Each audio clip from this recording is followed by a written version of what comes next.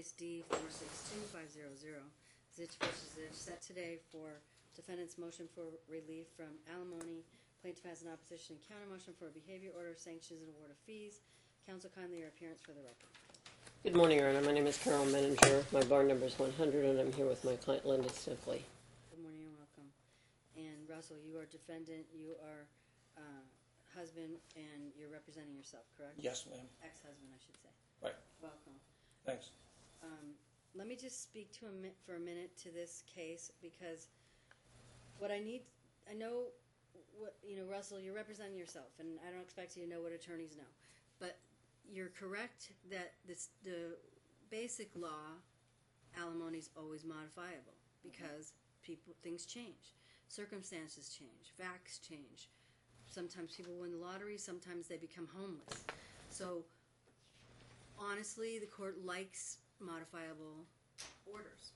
When parties enter into a non-modifiable order regarding spousal support, the court has no jurisdiction whatsoever to touch that number until that time frame. I think yours was 72 months or something. 6 years, yes. Yeah, until that's over, unless you guys stipulate and you guys file something. Whenever somebody comes in and says non-modifiable, we're always really concerned that everybody understands, that this means the court can't change it. The court can't follow the usual guidelines. And usually people are doing what we call quid pro quo. Something for something is being given for somebody to give up their right, and it could be either spouse, the payor or the payee. Sometimes the payee wants it to be non-modifiable, and sometimes the payor wants it. Sometimes they both want it.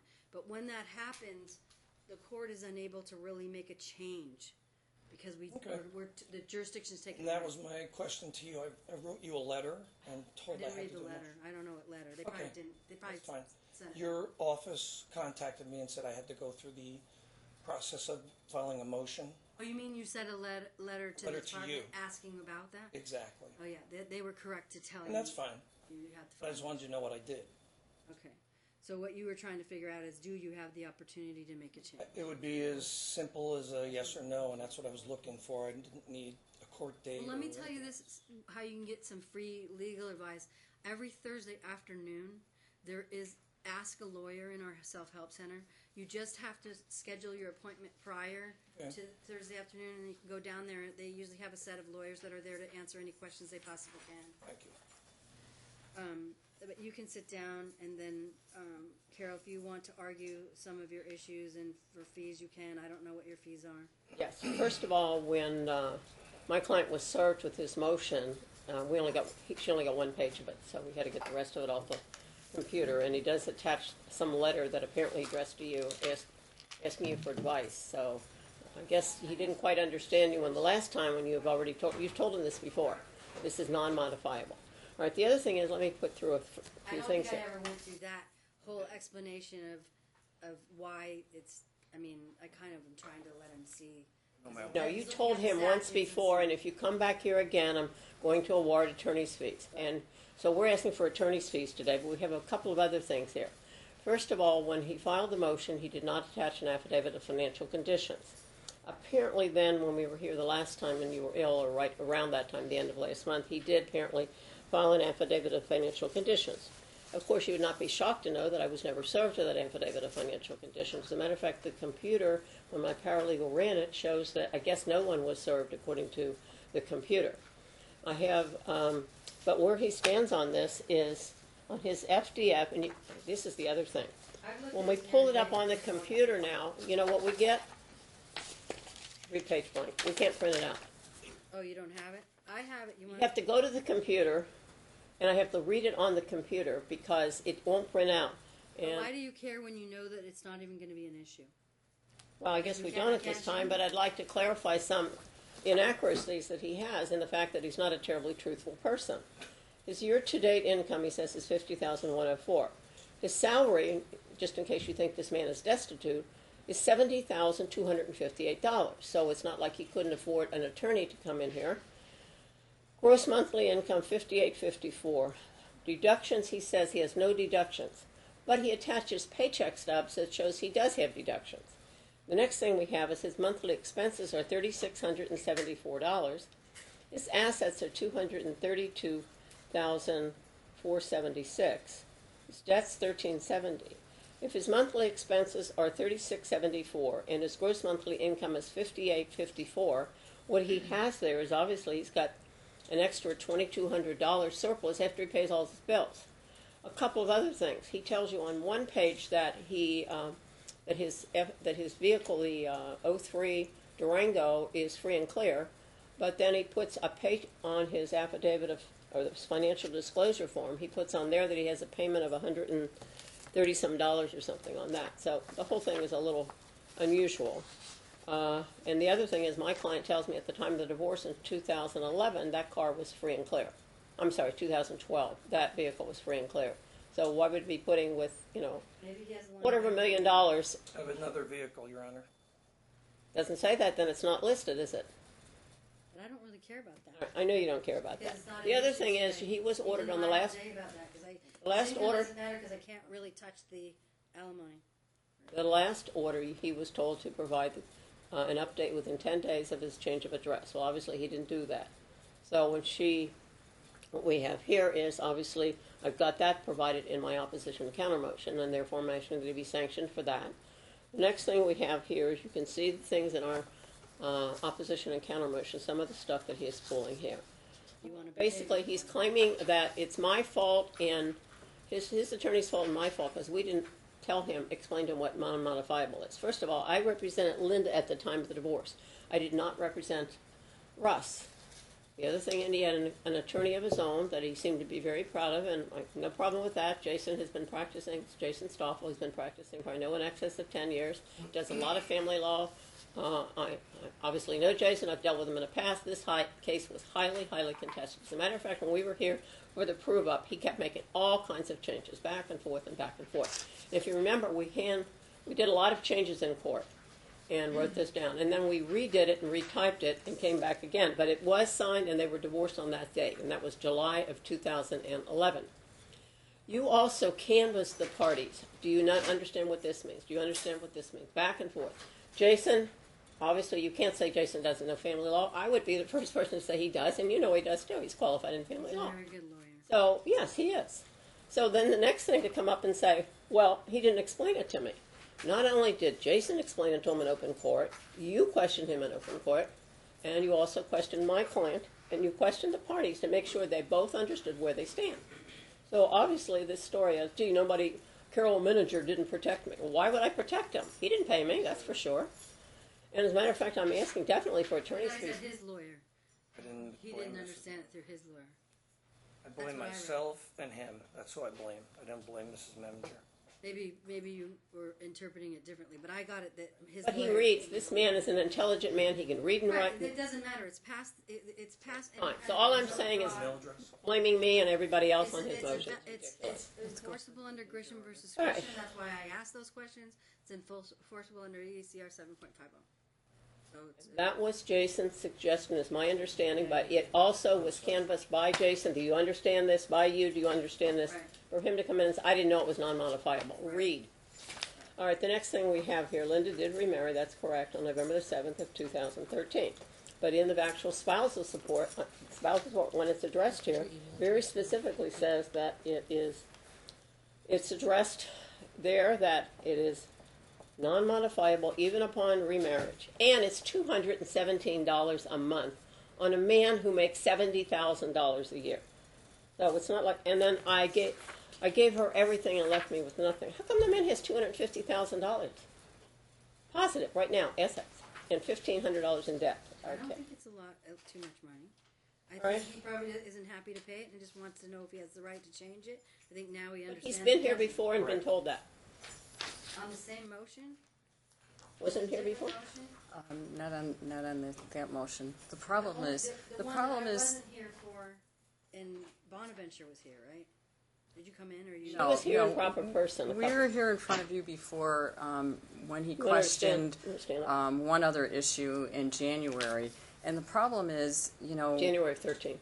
you ruled in my favor, but I had to pay my attorney's fees, which is more than 1 year worth of my spousal support.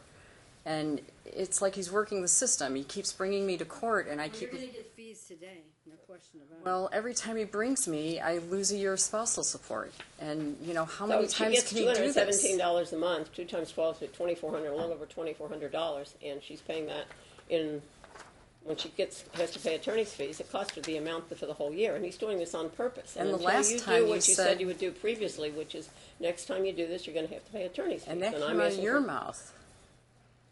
So I saw you guys January 24th, 2013, September 18th, 2014. Your Honor, I was brought back to court on that date. I was accused of having my checks in late, and you agreed with me that they weren't late. We that's the only agreed. There was no date on it. We You switched agreed the date from to the change 1st to it the to the 10th. 10th. Neither Well, one we of were- us had okay, attorneys. nobody talks except for me for a moment. As I recall, and correct me if I'm thinking of a different case, that there was an issue with things that were being written on the check and whether they were getting That's this time. not her real name, or that was No, not that's prior? this time. No, So I have that's another this check. time, yes. Since he's writing then- all these documents Since attached. then, Go on. notes So I have was going to correct that situation by asking, can't we just have Russell? Can't you just have it set up for a direct deposit? To the That's what bank we'd ask account for. by the 10th of each month. Right, Can and what if I, I have to, but you gave me the option, and I took it. But if you're writing something on there and If you're you doing remember antagonistic stuff and you're not writing your name properly, she can't cash the checks. I mean, these are all things that bring the This case isn't back the to case, me. though, Your Honor. The deal was this. She dragged me back in here a year ago, telling me I was late with my checks. You agreed with me. I get paid on the 7th. It's a direct deposit. Sometimes it doesn't come in on the 7th. It comes in on the 8th or the 9th. You said, make sure I mail it by the 10th or the 11th. You said to her at that point, don't come back in here if it's a day or two late. In 38 payments, she's gotten every nickel within a very we're not solid- here for lateness. Wait, let me finish on this one I issue. have something to I say. have not missed a date. I've made sure that check was in the mail promptly. I would have to have her banking information, which was never provided for me. You gave me an You option. do it. If she, wait, don't interrupt. Can I please finish? The rules on the table are the rules for civility in an adverse proceeding, and I'm very glad that presiding Judge Hoskin did that so that I can always point to those instead of saying, Right. please Didn't see 'em. stop. But my point is to you, when I was brought back into court a year ago, I didn't ask for attorney fees. I didn't bring an attorney. I was accused of something that you told me flat out I wasn't doing wrong. And now when you read this, it's like I had made her come back. The deal never changed. Well, it just costs her money if she has to get a lawyer to come in and defend. But that's her choice. That's not my choice. Your Honor, But I the didn't law- bring an when someone's attorney. a prevailing party, they get fees. I didn't bring an attorney. Your Honor, may I It doesn't matter if you brought one. If she had to get one to respond, she gets her fees if your motion is denied, and your motion is denied with prejudice because I have no jurisdiction. It's non-modifiable pursuant to the order, and so we already talked about that. We're going to do a behavior order because I want you guys, you're not having to get along for anything other than just doing these spousal support payments. And I think that nothing can go wrong if you just directly deposit. So I'm going to order that plaintiff can you do it by tomorrow? Set up an Absolutely. account? Sure. Absolutely. I'll do it today. Scan it and email it to him, or take a picture, make sure it's very legible so that if he blows it up, he can see the routing number, the checking account number, the bank, so that he can set it up through his bank. It'll be easier for him. He doesn't have to write a check. Perfect. He can click a couple buttons and the bank does the work. All right? But I will tell you one thing that's extremely appalling. The Wait, exhibit, before you go to that, I just want to double check if this is going to be, you're going to be successful, because if it doesn't come until the 9th, are you able on the 10th, you have access to the funds? should be, yes. I would say most of the time it's not a problem. I will make sure, I will take it out of savings if I have to make sure the money's in That you there. can actually make it be going into her account? If my check doesn't normally come, I will put money in there to cover the $217. Okay, very good. And do that. And then you wanted to say something else? Yes, I did. Exhibit 3 is appalling. She includes my son's suicide note, which she fabricated. That's a lie. She wrote that note, and my son is here today if you need to ask him about that. Your Honor, we have it right Can I here. finish, Can please? permit. Let him finish, Carol. Sit down. I'm going to let you talk again. Bottom line is, to go to that length to accuse me of being responsible for my son's death is appalling. You guys must have really, really loved each other a lot, because people don't get so upset and hate so much unless they really, really had a passionate, loving relationship. And you guys are still connected through conflict, and that really, really hurts your kids, whether they're adults or not. And you guys need to recognize that and try to give people a break around you. Children, no, I don't need to know this stuff. And did I read I know it? you don't. No, I did not, because it's not relevant to what I'm trying But to this say. is from Metro. From She got it, not evidence. me, and it's the name of the Doesn't matter. But And- it doesn't matter, because it doesn't really. I can't make orders about those things. I'm making No, but orders the- about how he gets her money, Okay. the behavior order to put them in a place where there isn't any kind of So this would not happen. disparagement But or demeaning, things happening. I basically really feel like they're coming back to court too often because they're so connected to conflict. I'm finished. And you might as well just save your money and spend it on yourself or adult children, Have fun in life. Don't live your life through the family court system. This is not a fun place to go, I don't want to be here. okay? this was addressed, though, because he sent her a check. That said, hope In your May Mother's of Day this was year. a blast. I know, I'm telling him he can't write anything anymore because the bank's going to send it to you. Thank you. The bank is not going to put anything in a memo or anything else, and I'm trying to make sure he can get it there on the 10th. He says he can do that. What I need Carol to do, because you have a right to object, and I'm not going to listen to argument right now, is to do a memo of costs and fees, redacting any privileged information, attaching your billing statement, redacting information so that he can see, I can see what you're billing for and how much, and then you courtesy copy the department after you file it with a blank order for fees. Then you have the right within 10 judicial days, which is a 2-week period, to file an objection, Okay. courtesy copy the court, and no more pleadings from you. So I have one How do from I you, do that? one Come from you. downstairs and do that? Once she serves you with her What? pleading, once you get it, you then have 10 judicial days to file the objection. Where do I do that? You will file it here at the court. That's what I said. But courtesy copy my department, because if you're not coming back to court, we have so many cases that that we're preparing for that if you're not coming actually back in front of me, I'm not going to know those pleadings are there unless, because we have 40,000 cases each judge. No one's going through and going, what's We're State's gonna on get a this thing, copy. She still owes $500. Wait. I want you to tell me what Plus today. your responsibility is so that you know how to object. I When have you're an- served with her memo of costs and fees, Right. you have 10 days, Okay. judicial days, working days, to file an Bring whatever objection. agreement she has sent me here to do the filing. Whatever she sends me, I bring here and do an objection. Is that what you're saying? You can just grab it off the computer and through the self-help. You don't have to do anything until it's time to file it. But once That's it's my filed, point. I need a courtesy copy on the 3rd floor in Department Drop L's in your office. box. And I need a copy of it, too. Yes, he's going to serve you. And then did you're it not last gonna, time. You don't respond after that. I just want your Okay, I just wanna request, see it. his objection, your blank order, and then I will look at the equities That's based on what you're each saying. So you will make the decision on that. Yeah, without further argument. There's case law. It's Miller, Wilfong, and Brunzel require a memo of costs and fees, and I need to give you an opportunity to object. And I just have a policy that I'm not willing to hear another side of it. I just want both sides one time, Right. and so that I can get it done in chambers and it'll be over. All right, so we're going to have a behavior order. The defendant is going to deposit every single month by the 10th, $17, not 71, I transposed that. $217 a month until the 72 months from the decree that began August 1, 2012 is paid in full. He understands his motion is denied with prejudice. The court has no jurisdiction. And behavior order, which is mutual, which is punishable by the powers of contempt. If either party violates the behavior order and it's either admitted or the court has an evidentiary hearing and it's proven that there's a violation, the court has the ability to fine and or impose jail time, $500 and or up to 25 days in jail. I'm hoping not to ever see you guys again because I really feel like, not that I don't like you, but I feel like you're unfortunately living your life through the court system, and I think that needs to stop. Your Honor, I just asked a simple question about alimony. I know.